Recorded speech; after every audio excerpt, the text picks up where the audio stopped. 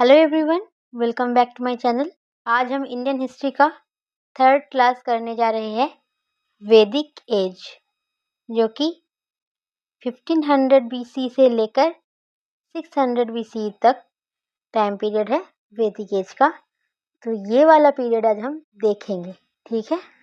तो ये जो टॉपिक है ये हर एक एग्ज़ाम के लिए बहुत ही इम्पोर्टेंट है, इसीलिए वीडियो को लास्ट तक ज़रूर देखिए और आगे बढ़ने से पहले वीडियो को लाइक और शेयर ज़रूर कर दीजिए। Creation, dedication, motivation. Mind maps by Isha. देखिए, इंट्रोडक्शन टू वैदिक culture. Aryans originally lived in the steppes region. Later they moved to Central Asia and then came to the Punjab region of India around 1500 BC. तो जो Aryans थे वो originally कहाँ पर रहते थे? स्टेप्स रीजन में। बाद में वो वहाँ से सेंट्रल एशिया में आ गए और फिर सेंट्रल एशिया से कहाँ आ गए? इंडिया के पंजाब रीजन में। और ये हम कब की बात कर रहे हैं? 1500 बीसी की बात कर रहे हैं। तो basically with the advent of Aryans begins the history of वैदिक पीरियड जो कि 1500 बीसी से 600 बीसी तक चला। With the advent of Aryans begins the history of वैदिक period from 1500 BC to 600 BC. The term Aryan denotes a linguistic group or speech group, not a race. ये आपको याद रखना है। आर्यन जो टर्म है ये क्या डिनोट करता है? स्पीच ग्रुप या फिर लिंग्विस्टिक ग्रुप, कोई रेस को डिनोट नहीं करता, ठीक है, याद रखना। Vedic culture emerged after the decline of Indus valley civilization. It was primarily rural society.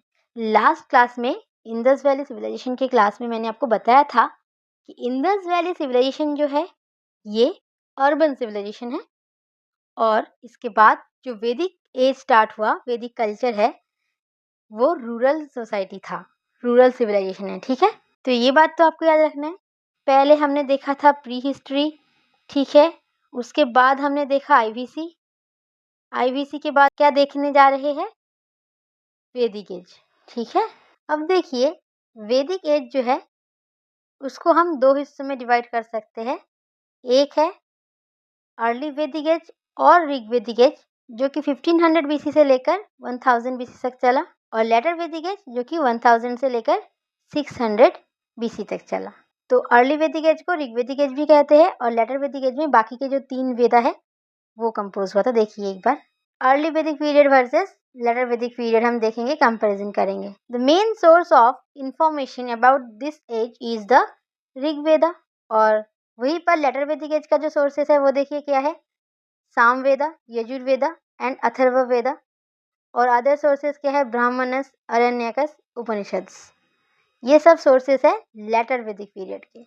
तो अर्ली वैदिक पीरियड में जो इंफॉर्मेशन का सोर्स है वो क्या है? ऋग्वेदा।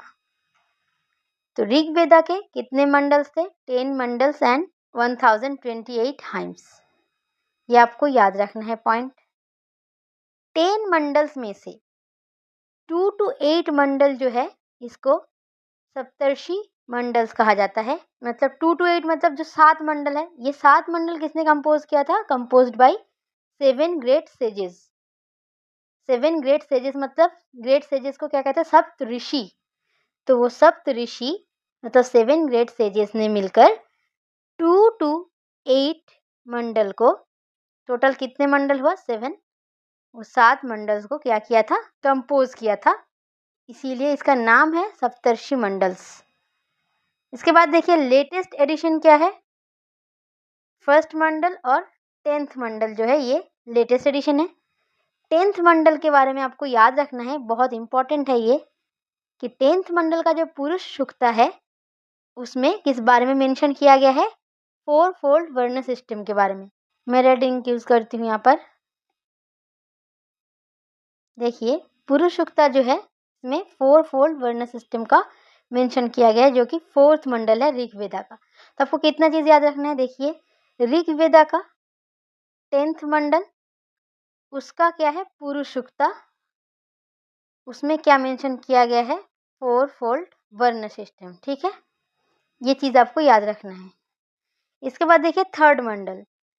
थर्ड मंडल किसने कंपोज किया है? विश्वामित्र ने। थर्ड मंडल में क्या लिखा है? गायत्री मंत्र, गायत्री महामंत्र। गायत्री महामंत्र किसको एड्रेस करके, मतलब किसके लिए लिखा गया है? सावित्री, ठीक है, गॉडेस सावित्री। तो गॉडेस सावित्री को एड्रेस करके गायत्री मंत्र लिखा गया है। किसके द्वारा? विश्वामित्र के द्वारा। कहाँ पर है? थर्ड मंडल में। ये भी आपको याद रखना है। यहाँ पर हर एक चीज इंपॉर्टेंट है, हर एक चीज, हर एक लाइन में एक एमसीक्यू छिपी हुई है, ठीक है। अब चलिए देखते हैं। अर्ली वैदिक पीरियड की बात हो रही है। Aryan settled in the land of 7 rivers called Sapta Sindhu. तो अर्ली वैदिक पीरियड में जब आर्यंस आए तो वो कहाँ पर सेटल हुए? लैंड ऑफ 7 रिवर्स में। 7 जो नदियां है जिस जगह से बह रही थी उसी जगह को कहते हैं सप्त सिंधु। वहां पर ही उन्होंने रहना स्टार्ट किया। एक्चुअली ये है सरस्वती वैली, इसको ब्रह्मवर्त भी कहते हैं। तो जो अर्ली वैदिक पीरियड में आर्यंस कहाँ पर रहते थे? ब्रह्मवर्त में। ये याद रखना है आपको। ये सप्त सिंधु के बारे में हमें देखना पड़ेगा डिटेल में, क्योंकि बहुत बहुत इंपॉर्टेंट है, यहाँ से सवाल पूछे जाते हैं। 7 जो नदियां है, 7 रिवर्स, उनके नाम देखिए। सिंधु, वितस्ता, अशिकनी, परुष्णी, बिपाशा, शतुद्री, सरस्वती। ये है उस टाइम के जो नाम है। अब प्रेजेंट डे नेम भी इसके साथ साथ लिखा है।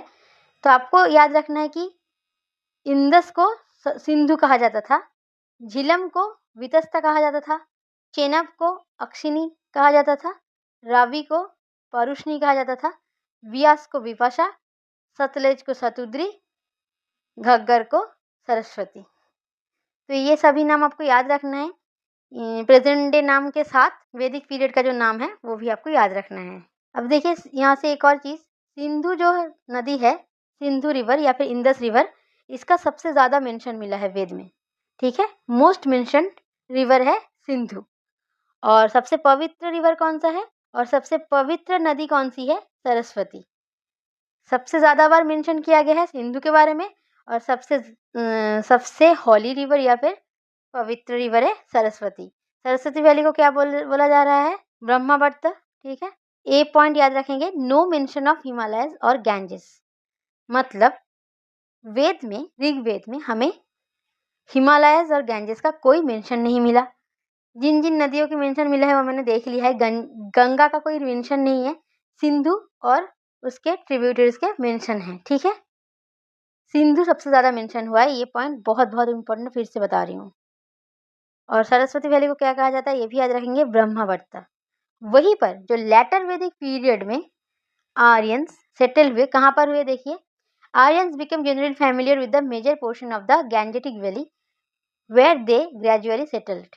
Western Ganga valley was called Aryavarta. तो ये रह रहे थे ब्रह्मावर्त में, और ये कहाँ पर रह रहे थे? आर्यावर्त में, वेस्टर्न गंगा वैली। तो ये फैमिलियर हो गए थे गैंजेटिक वैली के साथ, ठीक है। अब देखिए, Arabian sea and the Indian ocean, several Himalayan peaks and Vindhya mountain indirectly mention in later Vedic period. तो ये सब चीज़ों का जो मेंशन है ये लेटर वैदिक पीरियड में मिला है। हिमालयन पीक्स का भी मेंशन मिला है। देखिए यहाँ पर कोई हिमालयन और गैंजेस का कोई मेंशन नहीं था। अर्ली वैदिक पीरियड में कोई मेंशन नहीं था, लेकिन लेटर वैदिक पीरियड में कुछ Himalayan peaks, Vindhya mountain, Indian ocean, Arabian ocean का इनडायरेक्टली मेंशन मिला है। तो ऐसे कंपैरिजन करके आपको दो चीज़ों को पढ़ना है और याद रखना है। अब हम पहले अर्ली वैदिक पीरियड का social life, political life, religious aspect और इकोनॉमिक एस्पेक्ट, ये सब कुछ देखेंगे। उसके बाद हम देखेंगे कि लेटर वैदिक पीरियड में जाकर इन्हीं एस्पेक्ट में क्या क्या चेंजेस आए हैं, ठीक है। तो पहले देख लेते हैं अर्ली वैदिक पीरियड का। तो देखिए, early Vedic period social life देख रहे हैं पहले हम। द सोसाइटी ऑफ वैदिक period was divided into Aryans and non Aryans. Non-Aryans were called Dasas and Dasyus. Aryans were soft towards Dasa and hostile towards Dasyus. मतलब जो society था वैदिक पीरियड का वो डिवाइड था आर्यंस और नॉन आर्यंस में।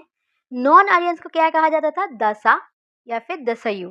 जो आर्यंस थे, दास या दसा से वो अच्छे से पेश आते थे, लेकिन जो दसयु थे उनसे वो अच्छे से पेश नहीं आते थे, रफली पेश आते थे। और सॉफ्टली पेश कर आते थे किनके साथ? दसा के साथ। They were soft towards Dasa and hostile towards Dasyus. अब देखिए, society was of patriarchal nature. तो पैट्रियार्कल नेचर था सोसाइटी का, लेकिन फिर भी अर्ली वैदिक पीरियड में women played an important role in society.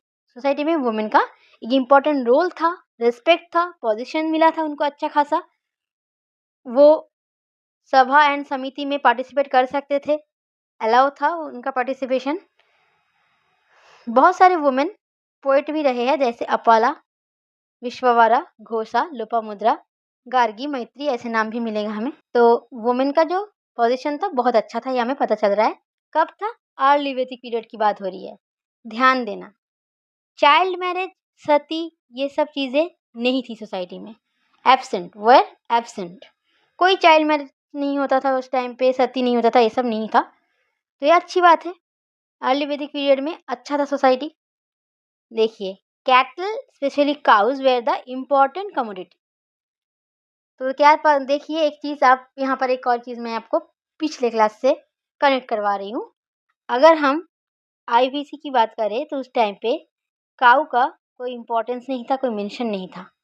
लेकिन जब हम वैदिक पीरियड में आ गए, तो सबसे इम्पोर्टेंट और सब कुछ काऊ के इर्द गिर्द ही है। देखिए, काऊ को लेकर जो उस टाइम पे लड़ाई होती थी वो भी काऊ के रिलेटेड है। जो उस टाइम पे इंसान का वेल्थ था वो भी काऊ ही था। जो इम्पोर्टेंट कमोडिटी है वो भी काऊ है। एक्सचेंज का जो मीडियम था वो भी काऊ है। ठीक है, ये आगे जाकर हम देखेंगे, मैं आपको बता रही हूँ अभी। सबसे ज़्यादा इम्पोर्टेंस मिला था काऊ को, इम्पोर्टेंट कमोडिटी था काऊ, ये चीज़ याद रखेंगे। इसके बाद देखिए, in the early Vedic society monogamy was practice but polygamy was observed among royalty and noble families. मतलब अर्ली वैदिक पीरियड में मोनोगैमी होता था, प्रैक्टिस किया जाता था। मोनो मतलब वन, गैमी मतलब मैरिज। तो वन मैरिज का प्रचलन था, वन मैरिज चलता था अर्ली वैदिक पीरियड में। लेकिन पॉलीगैमी मतलब मल्टी मैरिज भी ऑब्जर्व किया गया है नोबल फैमिलीज में या फिर रिच फैमिलीज में। मतलब बड़े बड़े फैमिलीज में पॉलीगैमी भी देखा गया है, लेकिन जनरली मोनोगैमी प्रैक्टिस किया जाता था। ठीक है, वैदिक पीरियड वाज एन इगलिटेरियन सोसाइटी, मतलब इक्वलिटी था सोसाइटी में। Social differentiations was not sharp, कोई सोशल डिफरेंशिएशन नहीं था, ऐसा तो नहीं कह सकते, लेकिन सोशल डिफरेंशिएशन जो था वो इतना शार्प नहीं था और लोग भेदभाव इतना नहीं करते थे उस टाइम पे। There was no varna system in the early Vedic period. Occupation was not based on birth. ये चीज़ें याद रखना, ये जो मैंने इतना हाईलाइट किया है, सबसे इंपॉर्टेंट चीज़ों को ही मैंने हाईलाइट किया है। देखिए, तो अर्ली वैदिक पीरियड में वर्ण सिस्टम नहीं था कह सकते, या फिर इतना शार्प नहीं था। वर्ण सिस्टम को इतना ज़्यादा हाईलाइट नहीं किया गया है। और इंसान का जो ऑक्यूपेशन था वो बर्थ पे बेसिस नहीं था, नॉट बेस्ड ऑन बर्थ। ठीक है, ये बात याद रखना। अब देखिए, political life, the hierarchical division of the social grouping was done as kula मतलब फैमिली, उसके बाद ग्रामा, उसके बाद विशु, उसके बाद जना। मतलब क्या, फैमिली को क्या कहा जाता था? कुल या कुला। तो जो कुला है, कुछ फैमिली है, फैमिलीज को मिलाकर बनता था ग्राम या ग्रामा, और कुछ ग्राम को मिलाकर क्या बनता था? विशु, और विशु को मिलाकर बनता था जना। इसका मतलब जना जो है ये लार्जेस्ट सोशल यूनिट है ऋग्वेदिक टाइम में। ऋग्वेदिक टाइम में जना जो है ये लार्जेस्ट सोशल यूनिट है, और स्मॉलेस्ट यूनिट क्या है? कुला। जना वॉज हेडेड बाई राजन। तो जना का जो हेड या फिर रूलर कौन थे?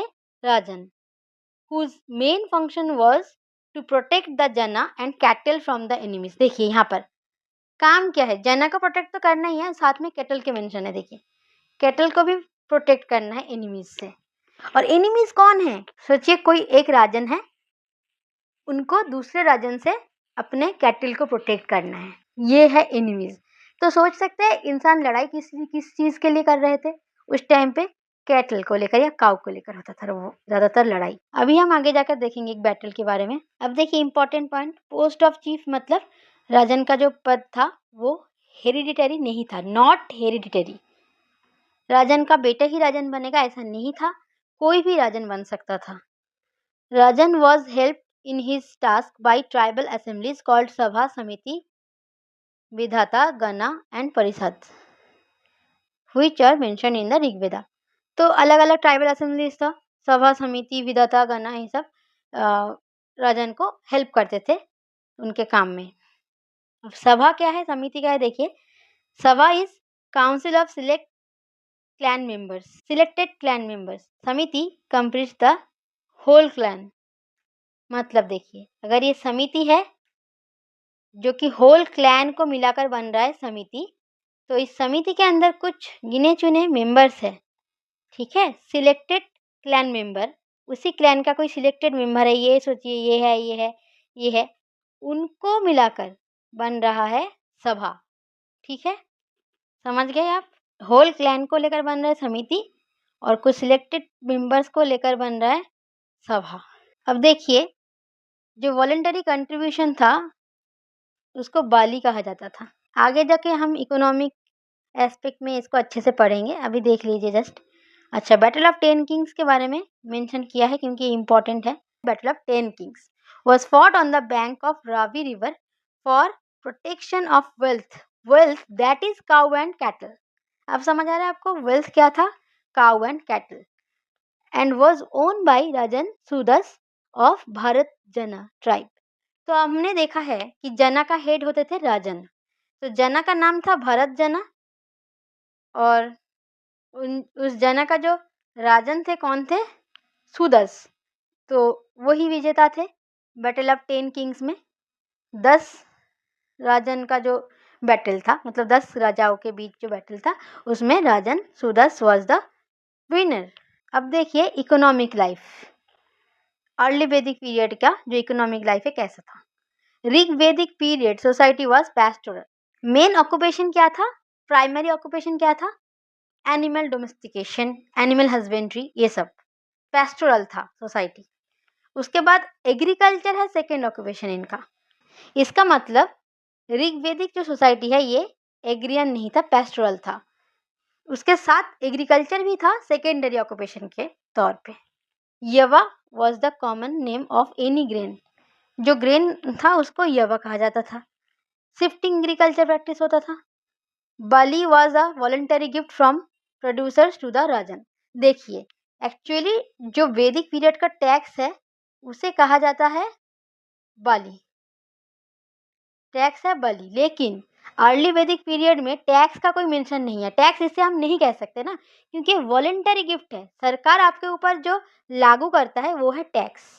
लेकिन आप अगर खुद से जाकर सरकार को कुछ गिफ्ट दे रहे वो तो टैक्स नहीं है।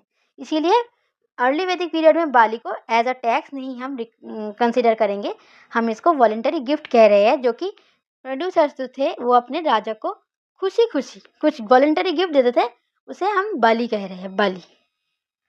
अब देखिए बटर सिस्टम वाज प्रिवेलेंट, मतलब इस टाइम पे मॉनेटरी सिस्टम नहीं था, पैसे का कोई मेंशन नहीं है, बटर सिस्टम चलता था, चीज़ों के बदले चीज़। एक कोई सामान दे रहे हैं किसी को और उसके बदले कुछ उससे दूसरा सामान ले रहे हैं, इस एक्सचेंज को कहा जाता है बटर सिस्टम, सामान के बदले सामान लेना। और बटर सिस्टम का जो मेन मीडियम ऑफ एक्सचेंज था वो क्या था? Cows were the most favoured medium of exchange. अगर आप किसी को काउ दे देंगे तो आप उससे कुछ भी ले सकते हैं। मोस्ट फेवर्ड मीडियम, काउ के बदले ही चीजें लेन देन चलती थी उस टाइम पे। Iron was not known to them, ये इंपॉर्टेंट पॉइंट है। अर्ली वैदिक पीरियड की बात हो रही है, अब भी आयरन अननोन है उनके लिए। Iron was not known to them, तो किस चीज से फैमिलियर थे? कॉपर से। Aryan introduced spoked wheels, wheels तो था लेकिन स्पोक्ड व्हील्स, ऐसे स्पोक वाले जो व्हील है वो आर्यन ने इंट्रोड्यूस किया। अब देखिए पॉटरी टाइप, ऊका coloured pottery and painted greyware, ये अर्ली वैदिक पीरियड का पॉटरी टाइप है। Horse played a significant role in their life, तो हॉर्सेस का भी सिग्निफिकेंट रोल था। हमने देखा था वैदिक पीरियड में काउ एंड हॉर्स अननोन था, उनसे काउ एंड हॉर्स नहीं पालते थे वो लोग। लेकिन यहाँ पर हम देख रहे हैं सोसाइटी पैस्टोरल है ऋग्वेदिक पीरियड में, और काउज हॉर्स इनका इम्पोर्टेंस अलग ही है, ठीक है। हॉर्स का भी सिग्निफिकेंट रोल था उनके लाइफ में, और काउज तो बहुत ज़्यादा इम्पोर्टेंट था। They did not live in cities. Economic activities क्या था? Hunting, carpentry, tanning, weaving, chariot making, metal smeltery etcetera. Pottery भी होगा इसके अंदर। तो इकोनॉमिक लाइफ आपको समझ आ गया होगा। अब देखिए early Vedic period religious life. Religious life कैसा था? People worship natural forces like earth, fire, wind, rain, thunder, etc. by personifying them into deities. तो जो नेचुरल फोर्सेस थे जैसे अर्थ, फायर, विंड, रेन, थंडर, उन चीज़ों को ही वो पर्सोनिफाई करके डेटीज के तौर पे वर्शिप करते थे, पूजा करते थे उनकी। इंद्र थंडर का देवता थे, थंडर के देवता इंद्र को माना जाता था। Was the most important deity, most frequently mentioned god in Rigveda. तो ऋग्वेदा में सबसे ज्यादा मेंशन कौन से भगवान की मिलती है? इंद्र भगवान की। ठीक है, Indra was the god of thunder, याद रखना है।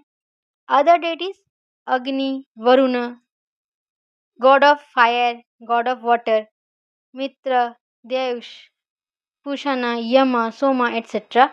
फीमेल डेटीज भी थे जैसे उषाज, अदिति एटसेट्रा।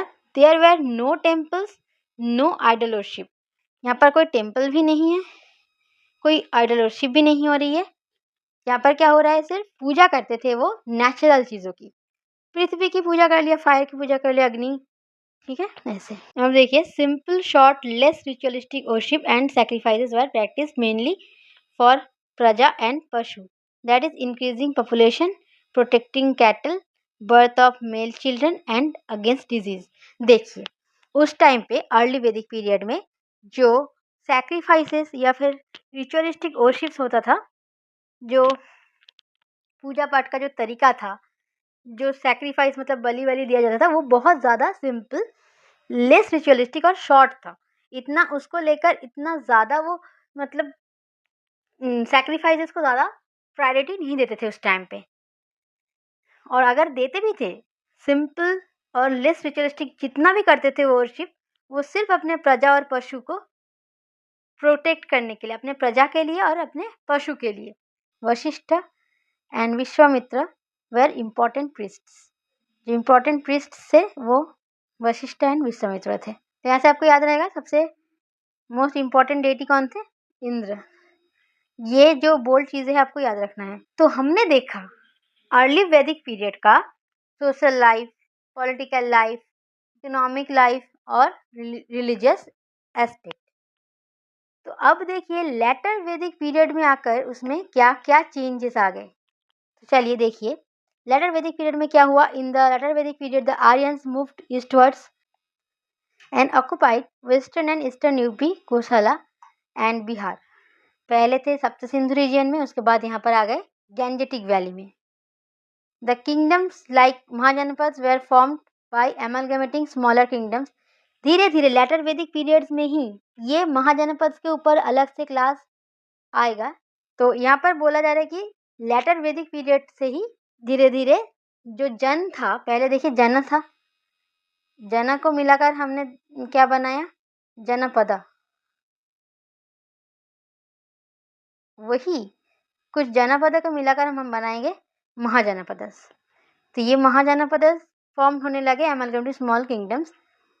ये लेटर वैदिक पीरियड की बात है। To enhance the position the kings power increase and various sacrifices are performed. पहले क्या करते थे? प्रजा और पशु के लिए करते थे सैक्रिफाइसेस, और बहुत ही माइल्ड था वो। और अब देखिए अपना खुद का पावर बढ़ाने के लिए, अपना पावर बढ़ाने के लिए और दर्शाने के लिए सैक्रिफाइसेस करने लग गए।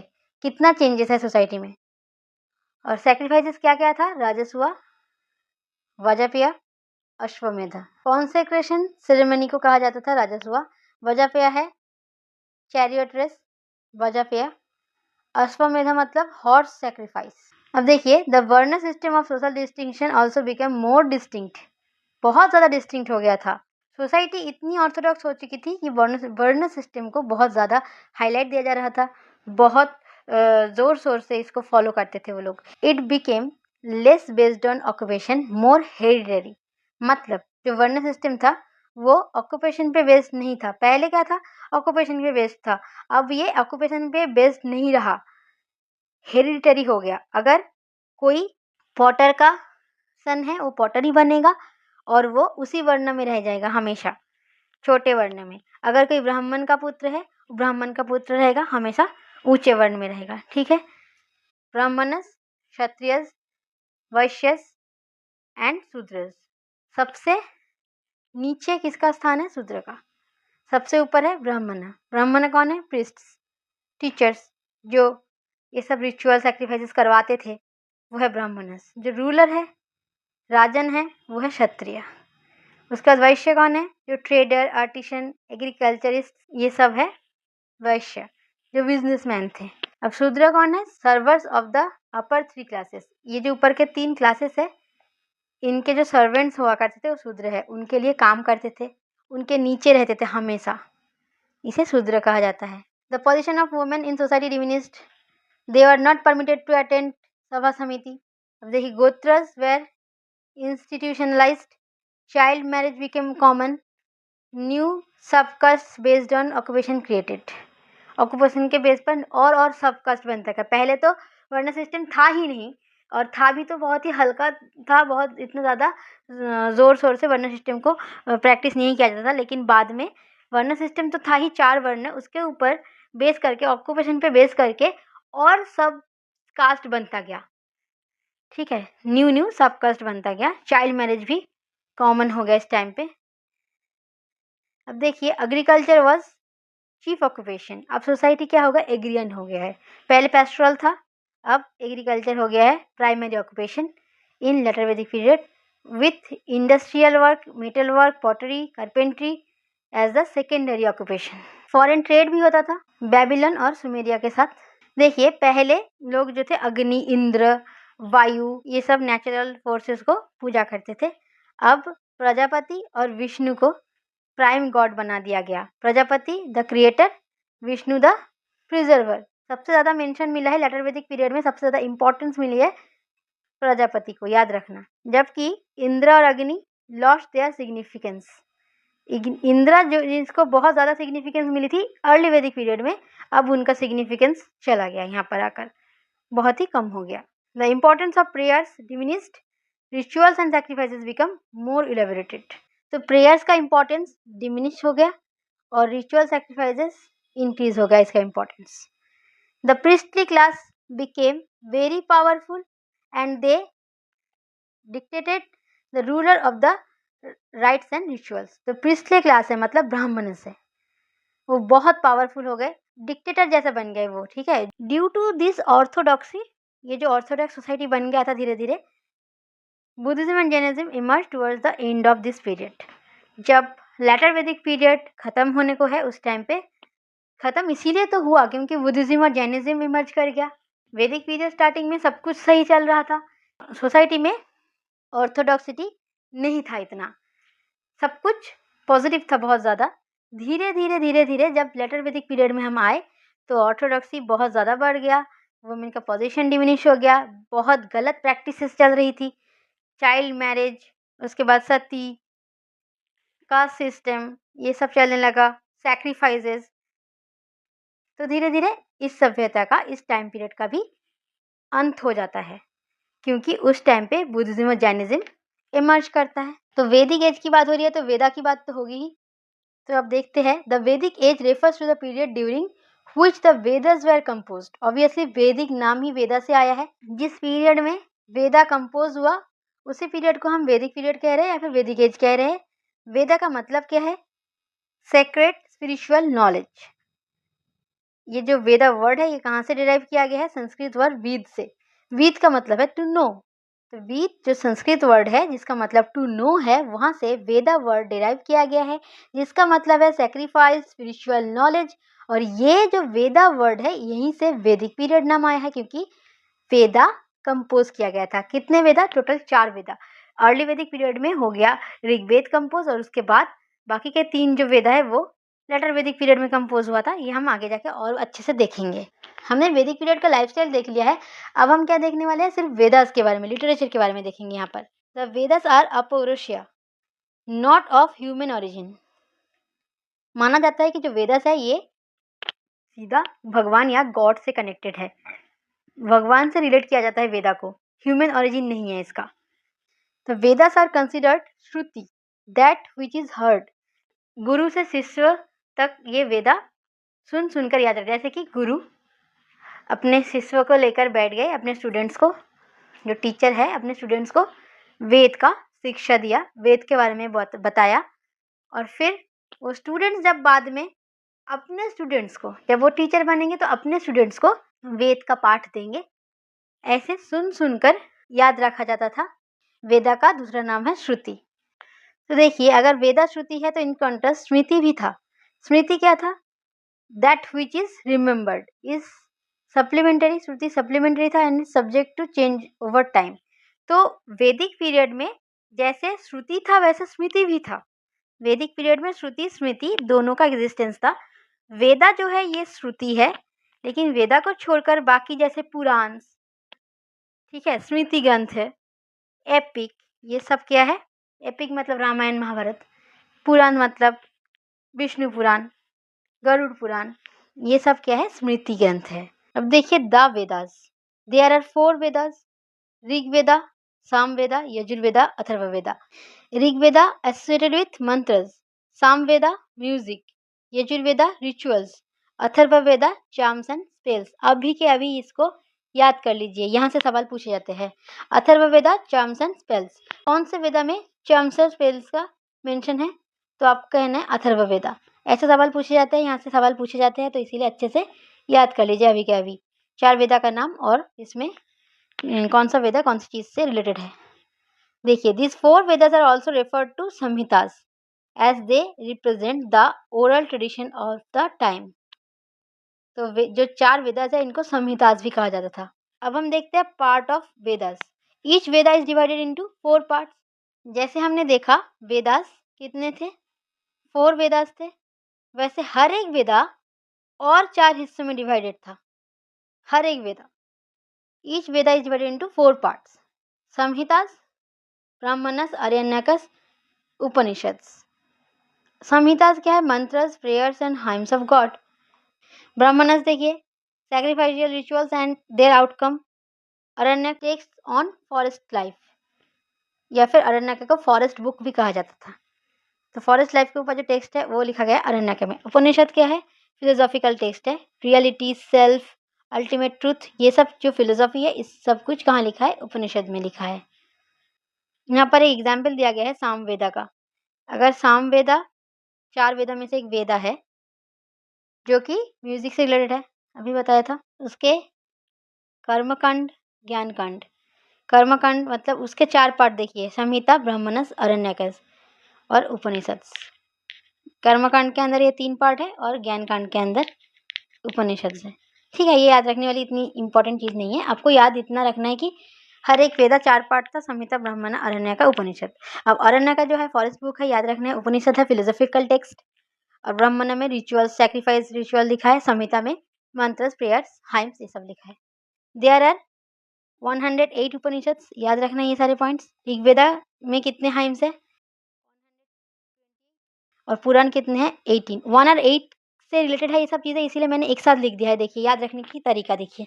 उपनिषद है 108, वहीं पर एक 2 ऐड कर देंगे तो ये हो गया ऋग्वेदा के हाइम्स, और यहीं पर ये 2 चीज़ों का अगर आप एलिमिनेट कर देंगे तो ये जो 18 बचता है ये है पुराण का नंबर। ऐसे याद रखना आपको। अब देखिए, जो 4 वेदा है उन 4 वेदा के कौन से वेदा का कौन सा ब्राह्मण, कौन सा अरण्य का, कौन सा उपनिषद है, ये एक बार देख लीजिए। यहाँ से कुछ कुछ सवाल पूछे जाते हैं, कुछ कुछ इंपॉर्टेंट होते हैं, तो इसीलिए याद रखेंगे तो बढ़िया होगा। ऋग्वेदा के बस 2 ही नाम है, आप याद रख लेंगे, ऐतरेय, कौशिकी। ठीक है, यहाँ पर छंदोग्या उपनिषद याद रख लीजिए। छंदोग्या ये टर्म याद रख लीजिए, सामवेदा से रिलेटेड है। छंदोग्या, सामवेदा। अब यजुर्वेदा के लिए याद रखेंगे आप शतपथ, क्योंकि ये सबसे ओल्डेस्ट है, याद रखेंगे। बृहदारण्यक क्या वही याद रखेंगे क्योंकि ओल्डेस्ट है। अच्छा, कठोपनिषद भी याद रखेंगे। अथर्व के लिए, अथर्ववेदा के लिए गोपथ और मुंडक, गोपथ मुंडक, बस अरण्य का नहीं है। ये चीज़ें आप याद रखेंगे सिर्फ यहाँ से। अब देखिए, मुंडक उपनिषद क्यों इंपॉर्टेंट है? मुंडक उपनिषद से हमने सत्यमेव जयते, सत्यमेव जयते, ट्रूथ एलोन ट्रियम्स, जिसका मतलब है ये हमने कहाँ से लिया है? मुंडक उपनिषद से। हमारा नेशनल एम्ब्लेम है ना सत्यमेव जयते, ये हमने कहाँ से लिया है? मुंडक उपनिषद से, याद रखना। ये आगे जाकर क्वेश्चन बन सकता है जो आजकल बहुत ट्रेंडिंग है, वसुधैव कुटुंबकम, the world is one family. वसुधैव कुटुंबकम ये वर्ड बहुत ज़्यादा फेमस है अभी, ट्रेंडिंग वर्ड है, तो ये कहाँ से लिया गया है? महाउपनिषद। महाउपनिषद। अब देखिए हमने वेदा देखा, 4 वेदा, हर एक वेदा का उपवेदा है एक, वो हम यहाँ याद कर लेंगे। अभी के अभी याद करना है आपको ये। ऋग्वेदा, आयुर्वेदा, इसका उपवेद क्या है? आयुर्वेदा। सामवेदा का उपवेद क्या है? गंधर्व वेदा। यजुर्वेदा का उपवेद क्या है? धनुर्वेदा। अथर्ववेदा, शिल्पवेदा या फिर अर्थशास्त्र। चलिए फिर से देखिए, उपवेदा का मतलब है अप्लाइड नॉलेज। तो 4 उपवेदा है, आयुर्वेदा, धनुर्वेदा, गंधर्ववेदा, अथर्ववेदा। आपको याद रखना है, सॉरी, अर्थशास्त्र। आपको याद रखना है कि ये 4 जो उपवेदा है कौन सा किसका है, ये मैच द कॉलम में आ सकता है, ये भी आ सकता है। तो अच्छे से देखिए फिर से, ऋग्वेदा हो गया आयुर्वेदा, सामवेदा हो गया गंधर्ववेदा, यजुर्वेदा है धनुर्वेदा, अथर्ववेदा शिल्पवेदा लिखा होगा या फिर अर्थशास्त्र लिखा होगा। अब देखिए वेदांग।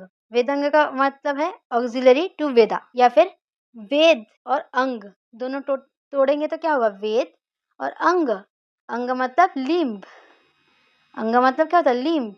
तो लिम्ब ऑफ वेदास कहा जाता है वेदांग को, लिम्ब ऑफ वेदास। कितने लिम्ब है वेदास के? 6 लिम्ब है। शिक्षा या फोनेटिक्स, व्याकरण ग्रामर, छंदस मेट्रिक्स, निरुक्ता एटाइमोलॉजी, कल्प रिचुअल, ज्योतिष एस्ट्रोनॉमी। आपको दोनों ही याद रखना है, मतलब शिक्षा भी याद रखना है और उसका जो मीनिंग है फोनेटिक्स ये भी याद रखना है। अब देखिए पृष्ठ जो है, हमने देखा ना पृष्ठ का कितना ज़्यादा महत्व है वैदिक पीरियड में। तो हर एक वेदा में पृष्ठ को अलग अलग वर्ड से मेंशन किया गया। जैसे ऋग्वेदा में पृष्ठ को क्या कहा गया है? होत्रा। सामवेदा में अध्वर्यु, यजुर्वेदा में उद्गाता, अथर्ववेदा में ब्रह्मा।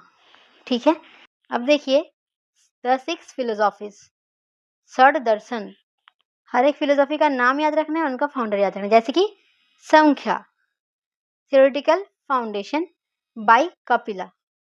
योगा फिलोसॉफी जो है by Patanjali, union of soul with god. अच्छा, Nyaya philosophy of logic by Gautama. Mimamsa rituals by Jaimini. Vedanta most important है by Badarayana. Vaisheshika discussion atomic theory by Kanada. Samkhya philosophy का प्रोपोनेंट कौन है?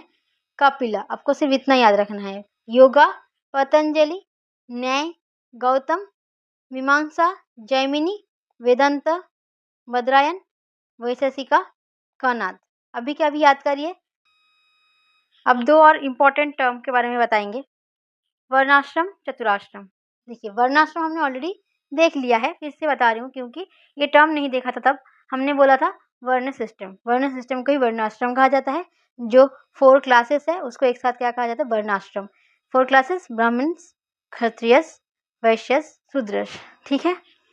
इन 4 क्लासेस में से जो ये ऊपर के 3 क्लासेस है इनको कहा जाता है द्विज,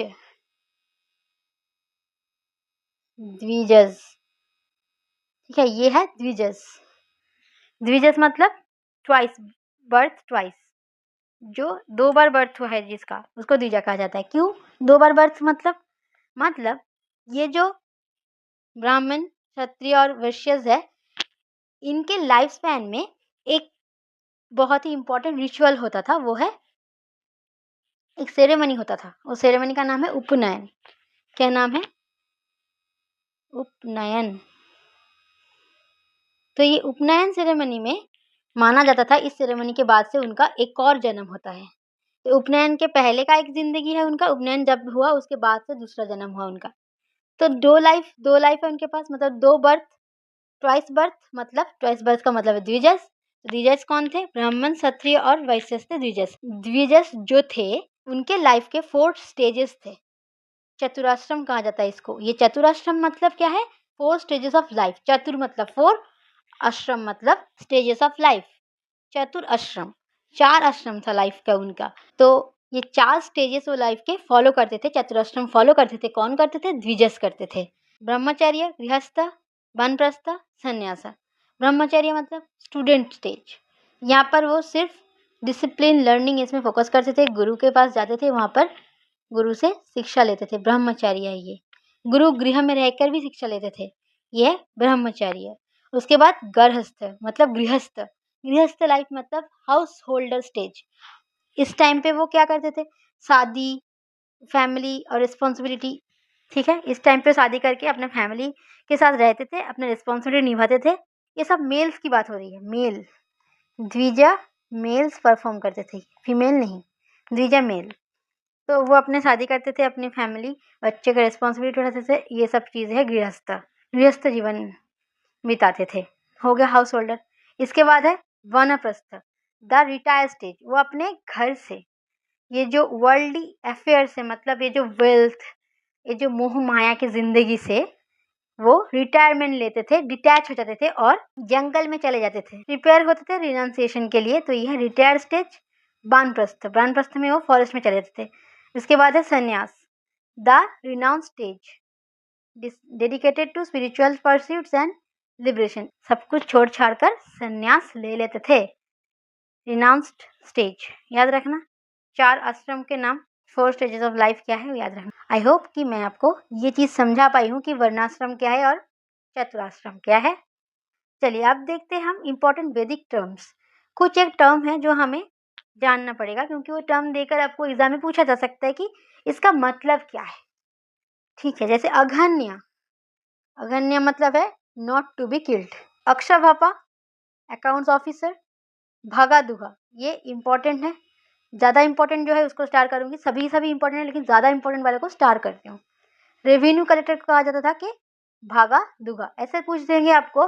वैदिक पीरियड में revenue collector was, in Vedic period revenue collector was known as, यहाँ पर ये 4 ऑप्शन दे देंगे, तो क्या करेंगे आप, भगा दुगा होगा आंसर। इसके बाद देखिए चरमना, ब्लैक स्मिथ। दुहित्री, milker of cow and also a daughter, किसी के डॉटर को दुहित्री कहा जाता था और वही मिल्कर ऑफ काउ मतलब काउ के मिल्क निकालती थी, दुहित्री। गौरा मतलब बफेलो। चरमना, ब्लैक स्मिथ। भगादुगा, रेवेन्यू कलेक्टर। अकाउंट ऑफिसर, अक्षभपा। अब देखिए गाविष्टी, अ फाइट फॉर काउज। गोकर्मन, a measure of distance. Gotra, a kinship unit. ग्रामीणी, हेड ऑफ द विलेज। गोपा, ट्राइबल चीफ। अच्छा, प्रजापति इंपॉर्टेंट है, याद रखना, officer in charge of pasture land. शिवग्रीवा भी इंपॉर्टेंट है, पुलिस ऑफिशियल। सेनानी, सुप्रीम कमांडर इन चीफ। कुलपति, head of the family, important है। मध्यमासी, डिस्प्यूट रिजॉल्विंग ऑफिसर। महिषी, चीफ क्वीन। पलागला, मैसेंजर। रथकरा, चैरियट मेकर। समघवन, अ मेजर ऑफ टाइम। संगाहित्री इंपॉर्टेंट है, संगाहित्री मतलब ट्रेजरर। सीरा मतलब प्लाव, सीता मतलब फरो। स्पास मतलब स्पाइस। तक्षण मतलब कारपेंटर। हिरण्यकारा, गोल्डस्मिथ। व्रीहि, राइस। एक और स्मिथ देखा था हमने कुछ यहाँ पर, ब्लैक स्मिथ। चरमना है ब्लैक स्मिथ, हिरण्यकारा है गोल्डस्मिथ, व्रीहि मतलब राइस, याद रखना। अब हमारा क्वेश्चन ऑफ द डे है, तो आज का ये सेशन इस कोट के साथ हम खत्म करते हैं। Success starts with self discipline. तो अगर आपको लाइफ में सक्सेस चाहिए तो आपको कुछ अपना डिसिप्लिन मेंटेन करना है। ऐसा नहीं कि रात रात भर जाग कर आप फ़ोन चलाएंगे और सुबह लेट उठेंगे तो ही आप सक्सेसफुल हो पाएंगे, ऐसा तो कभी नहीं होता। आपको जल्दी सोना है, जल्दी सुबह उठकर पढ़ना है, जितनी जल्दी उठकर पढ़ेंगे उतना इफेक्टिव स्टडी होगा। बहुत लोग रात को पढ़ते हैं, कोई बात नहीं, पढ़ाई कर रहे हैं तो ठीक है। टाइम अगर मोबाइल पे या सोशल मीडिया पे आप वेस्ट कर रहे हैं तो बहुत गलत बात है। सेल्फ डिसिप्लिन होना चाहिए, टाइम पंक्चुअल होना चाहिए, डेली पढ़ना है, कंसिस्टेंसी आपको मेंटेन करना है। अगर आप पढ़ाई कर रहे हैं, अगर 1-1 घंटा, 2-2 घंटा, 10-10 घंटा, जो जितना पढ़ाई कर रहे हैं कोई बात नहीं। अगर आप वर्किंग पर्सनल है या फिर आप स्कूल स्टूडेंट, कॉलेज स्टूडेंट है, आपको पढ़ाई करने का टाइम नहीं मिलता इतना, कोई बात नहीं, 2 घंटा पढ़िए, 5 घंटा पढ़िए, 10 घंटा ही पढ़ना है ऐसा तो नहीं है, लेकिन रोज़ पढ़िए, रोज़। This is called self discipline. अगर आप सेल्फ डिसिप्लिन मेंटेन करेंगे तो सक्सेस आपको ज़रूर मिलेगा। तो बस यही तक थी आज की वीडियो। टेलीग्राम चैनल ज्वाइन कर लीजिए, आपको पीडीएफ मिल जाएगी। माइंड मैप्स बाय ऐसा ऑफिशियल लिख देना, यहाँ पर ऑफिशियल अगर लिख देंगे पूरा तो फिर आपको मेरे साथ बात करने का डायरेक्ट मौका मिल जाएगा। अगर मेरे चैनल को सब्सक्राइब नहीं किया है तो अभी कर लीजिए। मैंने ये जो सीरीज़ स्टार्ट किया है ये मैं ख़त्म करूँगी, डेली 6 PM में वीडियो अपलोड करूँगी इसके ऊपर, ठीक है। तो अगर आपको वीडियो पसंद आई हो तो ज़रूर कमेंट में बताइए मुझे, कुछ दिक्कत भी हो रही है तो भी बताइए। अगर कहीं पर समझने की कोई दिक्कत है तो मुझे पर्सनली आप मैसेज कर सकते हैं टेलीग्राम पर, मैं आपको जवाब दूँगी। तो मिलते हैं अगले वीडियो में, तब तक के लिए जय हिंद।